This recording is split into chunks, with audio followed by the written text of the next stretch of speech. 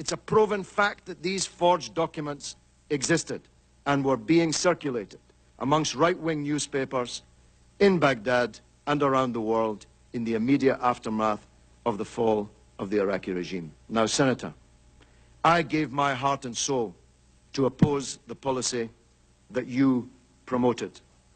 I gave my political life's blood to try to stop the mass killing of Iraqis by the sanctions on Iraq, which killed 1 million Iraqis, most of them children.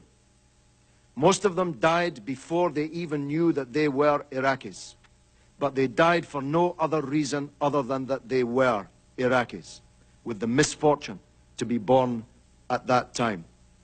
I gave my heart and soul to stop you committing the disaster that you did commit in invading Iraq.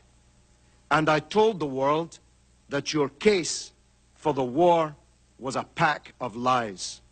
I told the world that Iraq, contrary to your claims, did not have weapons of mass destruction. I told the world, contrary to your claims, that Iraq had no connection to Al-Qaeda. I told the world, contrary to your claims, that Iraq had no connection to the atrocity on 9/11/2001. I told the world, contrary to your claims, that the Iraqi people would resist a British and American invasion of their country, and that the fall of Baghdad would not be the beginning of the end, but merely the end of the beginning. Senator, in everything I said about Iraq, I turned out to be right, and you turned out to be wrong. And 100,000 people have paid with their lives, 1,600 of them American soldiers, sent to their deaths on a pack of lies, 15,000 of them wounded, many of them disabled forever, on a pack of lies.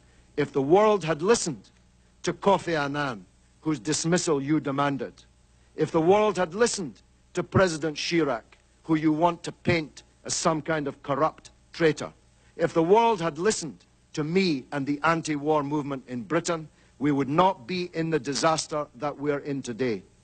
Senator, this is the mother of all smokescreens. You are trying to divert attention from the crimes that you supported, from the theft of billions of dollars of Iraq's wealth. Have a look at the real oil for food scandal. Have a look at the 14 months you were in charge of Baghdad, the first 14 months, when $8.8 billion of Iraq's wealth went missing on your watch. Have a look at Halliburton and the other American corporations that stole not only Iraq's money, but the money of the American taxpayer.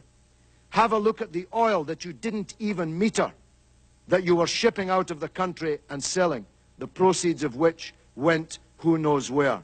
Have a look at the $800 million you gave to American military commanders to hand out around the country without even counting it or weighing it.